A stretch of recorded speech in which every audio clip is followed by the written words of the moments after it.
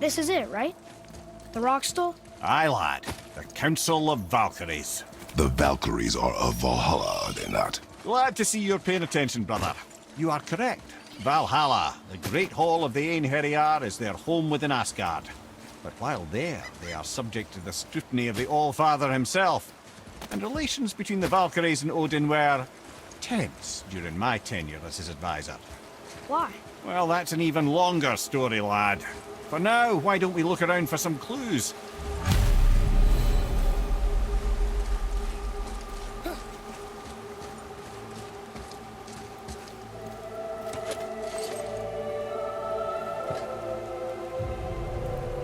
Whoa, you're back. Come here. Who is she? Gunnar, Mistress of War. After any conflict, big or small, she would be first on the scene, sussing out the worthy spirits for a free trip to Valhalla. A gruesome task, but she took great pride in it. Any conflict. Impossible. It's true. She had help from her sisters, of course, but Gunnar was always first to arrive.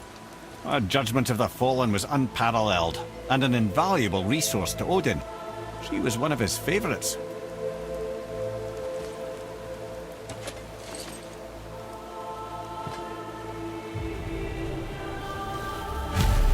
Ah, Gondul.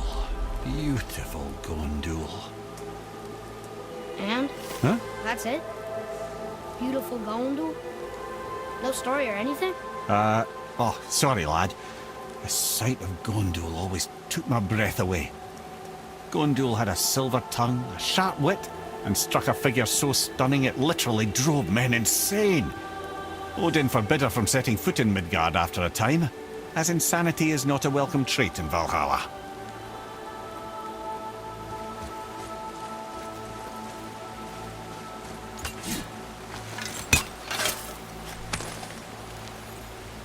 Buried treasure!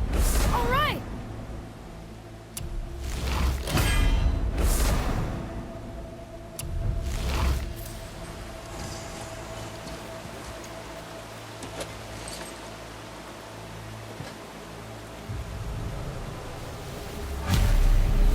This is none other than Geirdriful, the Master of Arms in Valhalla, responsible for arming and training Odin's Einherjar.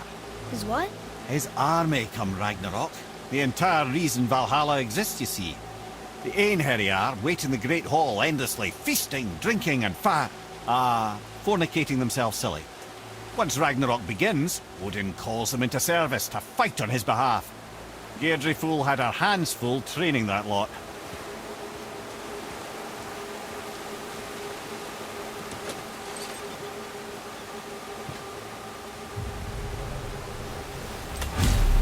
This, my friends, is Kara.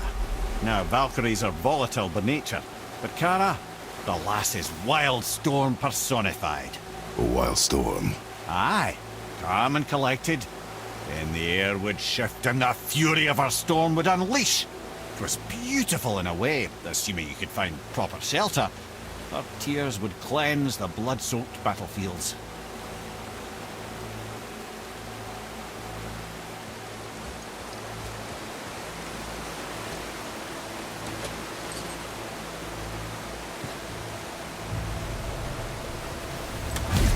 This is Rota, a chooser of the slain.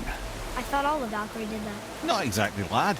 Although that is what they're most famous for, and by far their greatest responsibility. You've seen what happens to the dead without the judgment of the Valkyries. Hellwalkers. That's right. Rota, Gunnar, Skuld. Without them to clean up the aftermath of battle, hell overflows with souls meant for Valhalla. A sorry state of affairs. Rota must be beside herself.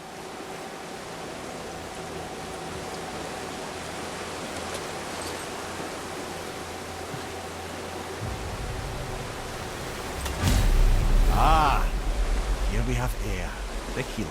A Valkyrie healer? Strange. Air was strange, as a matter of fact. Very quiet, very calm. Where her sisters were violent rapids, Air was a gentle stream. She healed the wounds of both mortals and gods, and even a certain all-knowing sage who once drank too much and fell off a mountain. Not my proudest moment.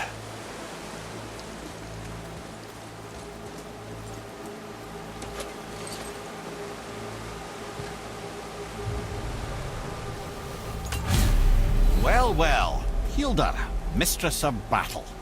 She and Odin got on quite well, actually. Her and the other Valkyries, not so much. She would spend most of her time here in Midgard observing discord between the living, and sewing some up herself from time to time. She lived for conflict. Some say she was conflict personified. I wonder what will become of her now that she's free.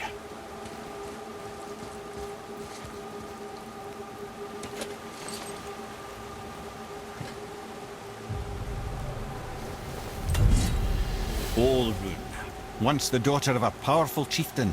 She fell defending him during a Reaver attack.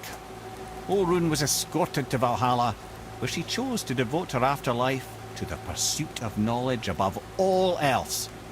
Quite unusual behaviour amongst the constant drinking and feasting of her fellow Valhallian denizens. How'd she end up a Valkyrie? Odin. He saw a kindred spirit in Olrun's single-minded pursuit of knowledge. He appointed her as the Valkyrie's resident historian.